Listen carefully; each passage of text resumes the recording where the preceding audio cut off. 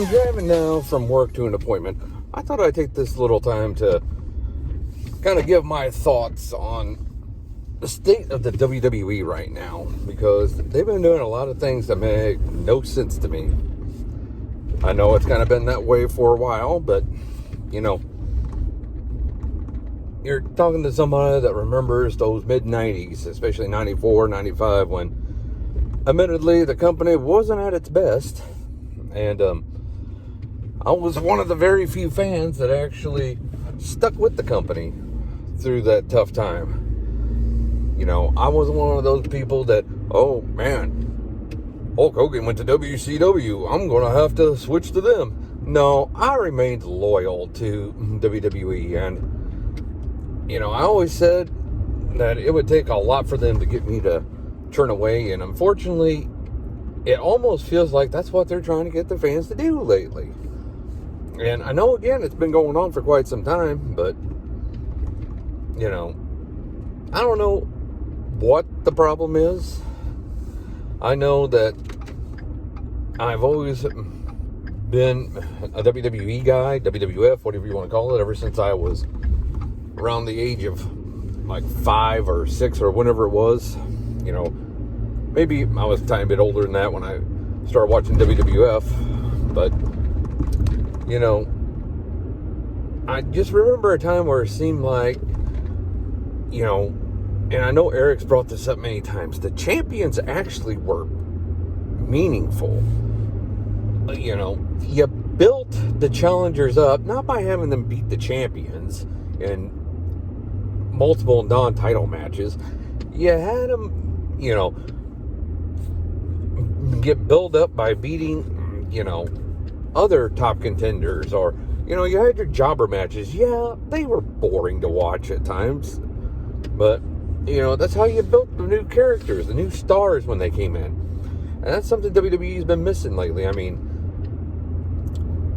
personally, and I gotta say this, I am not at all looking forward to the 2 SummerSlam main events this year.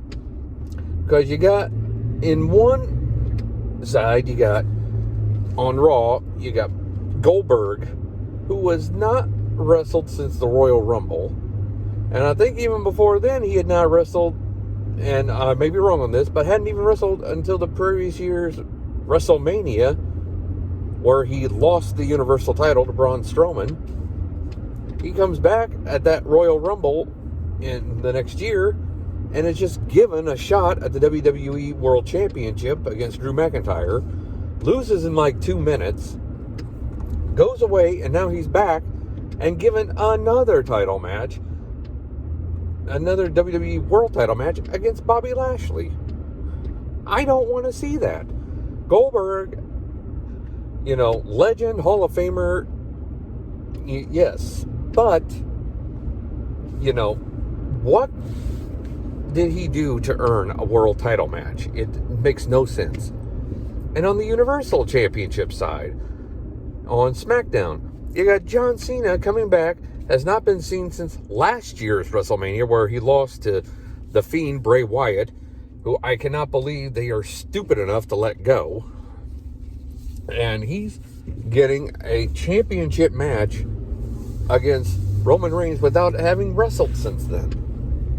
I mean, I've made this comment to Eric before and to Brandon, but, you know, what are you basically telling your roster? You know, what are you telling these guys that are pushing to get to that spot? Guys like Cesaro and future stars like Dominic Mysterio, Dolph Ziggler, as well, who's been there for a long time. You know, Kofi Kingston, you know, you gave him the world title, but then you proceeded to bury him with that waste of money every now and again, or Brock Lesnar, who, I'm sorry, I know there's a lot of people that think that he's like the end-all, be-all of free agents, but if he never shows up in WWE again, I will not lose a bit of sleep over it. He is a waste of money, he's a waste of time, and he is another example of you just basically telling your roster that you don't even need to bother trying, because when it comes to the big events and the big pushes and the big shows, we're going to go with the guys who are not here. We're just going to call them back and have them be the ones to get the big matches. I mean, for God's sakes, I've read reports, and I don't know if they're true or not, and if this is what they're going to go with. They're going to go with The Rock versus Roman Reigns possibly at WrestleMania next year for the Universal title. Why? I don't get it. You know, I know The Rock is, big, major movie star now, but, you could have him in just a specialty match or something. Not that I would want to see a spot taken away from one of the current roster members, but definitely don't want him seen in the spot where he's getting a title match that somebody else should be getting. It makes no sense whatsoever to me. And that's what I'm saying about John Cena and Bobby Lashley.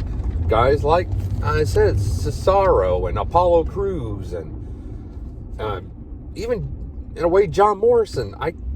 I'm sorry, this Johnny Drip Drip thing's got to go. It's ridiculous. I have been a fan of his since I first saw him on Tough Enough, on the 3rd season of Tough Enough, and why they never wanted to run with him, I have no idea. He's got the charisma, he's got the athletic ability. Obviously, maybe there's something I'm not seeing that they're seeing that is what's keeping them from going forward with him. But again, that's just my thought. That's just my take on that. It's frustrating. I'm with Eric on the thought of, the champions should never be beat. I'm not going to say should never be beat. I agree with him that on occasion, you could probably get away with it. I'm not upset at the thought that maybe one of the tag champions loses a singles match. And I'm not totally against a singles champion losing in a tag match as long as the majority of the time he's not the one getting pinned. Or she. And I know that happened on Raw with Sheamus, where I got to watch John Morrison job twice to Damian Priest. Nothing against Damian Priest. I'm actually a fan of Priest, but I didn't need to see him get 2 straight wins basically over John Morrison, once in a singles and then in a tag. It just didn't sit well with me on that. It was nice to see Nikki Cross actually get a win in a non-fluky way over Charlotte Flair, and a clean win, no distractions, which shocked me that they didn't have Rhea Ripley somehow get involved in it. But they need to stop having these people that are going to be fighting at SummerSlam, whether they be in one-on-one matches, triple threat matches, tag matches, whatever. Stop going at each other, because then you basically have no reason, I think, to want to watch them face off at SummerSlam, because you've already watched them, go at each other. But, I'm rambling on here, and I just felt I needed to vent a little bit. I was very disappointed once again by Raw this week, watching Karrion Kross job in basically 50-50 booking to Keith Lee. And I got nothing against Keith Lee. I was disappointed that they had the two of them face off last week and Keith Lee be beaten. And I don't know what the story is there with Keith Lee, why, they're doing with him what they're doing. I know there's been talk there's more to this story, but, obviously we'll have to wait for Keith Lee to finally address it, which he has talked about doing in the past. He's one of those guys that when I heard the story, or read the story, I should say, about Vince McMahon during the business call, saying that, supposedly saying that maybe we should send AEW some more of our talent. I made a comment. I even put it in a tweet saying, there needs to be a line of the talent, of the roster, going into Vince's office, just lining up and saying, pick me, send me. Because I'm not the world's biggest AEW fan, but I'll tell you what, right now, I wouldn't blame anybody for going there. Just because they do allow those guys a little bit more freedom to do what they want and to actually put on some great, amazing matches. Not saying we don't get some of those in WWE, but just not as much as we used to, I don't feel. And I just feel like the boat was missed big time with Karrion Kross. You basically made NXT look like a joke when you jobbed him out to Jeff Hardy in such a short match. And then I'm reading reports that you were going to go ahead and have him job more to Jeff Hardy to try to build him up to the arrival of Scarlett being in his corner to re-motivate him. Why? He's the NXT champion. What more motivation do you need? He was an undefeated killer, basically, and you ruined him. You ruined him in one fell swoop.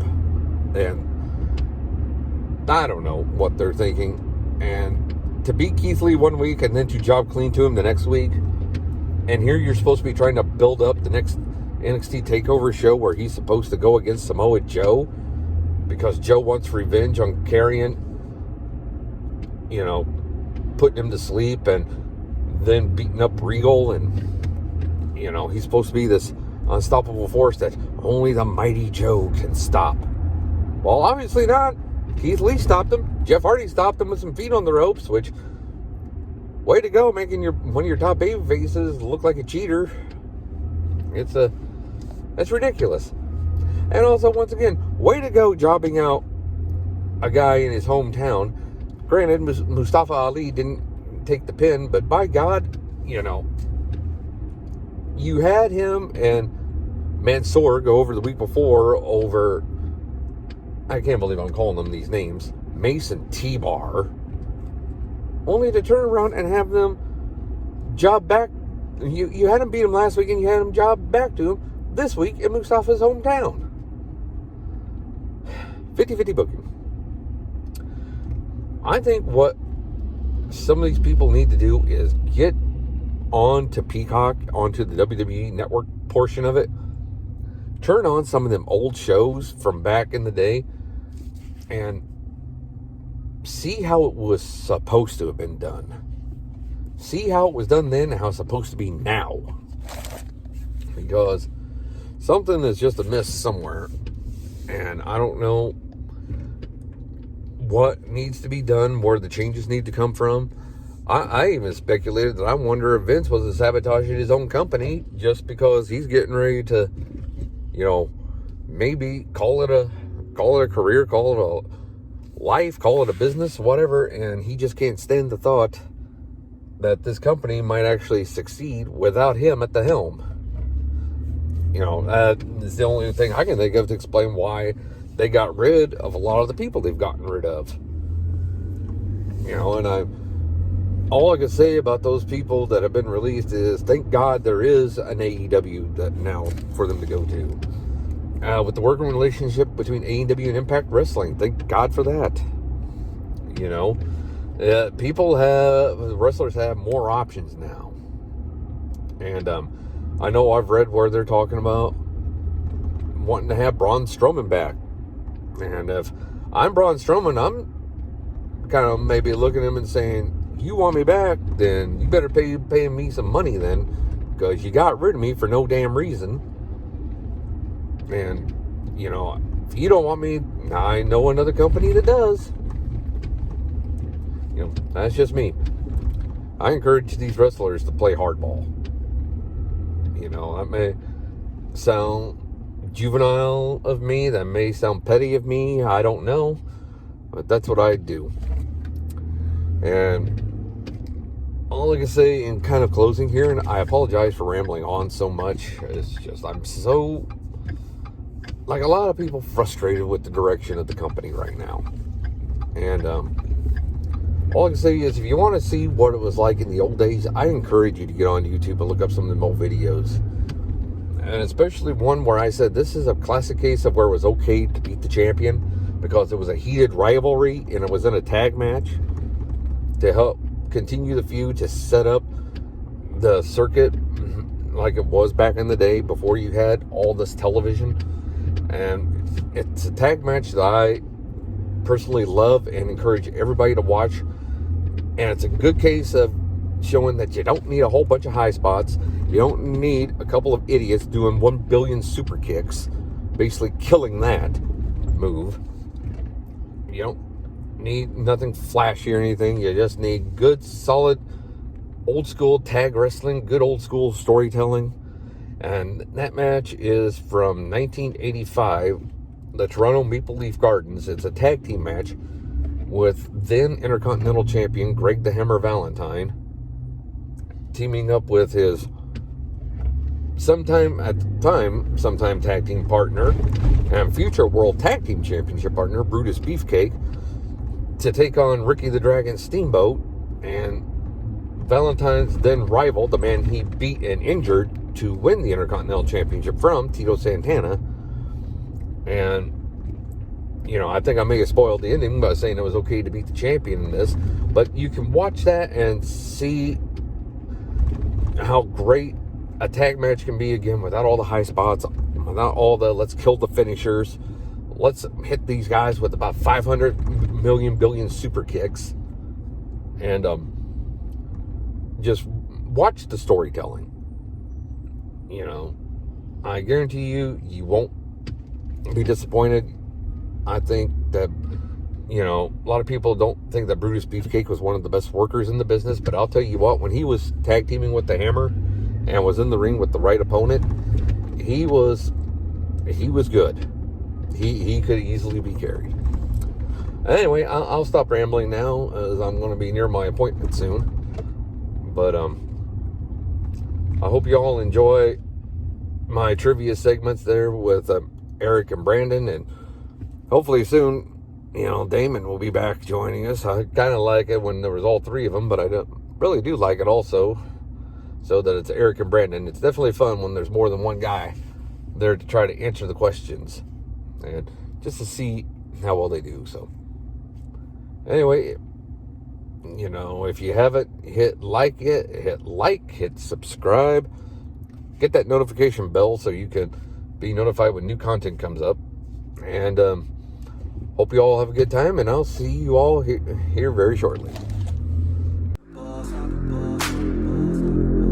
Yeah, ready to go, man, lock and load. That's right, I swear to God that I could drop you, bro.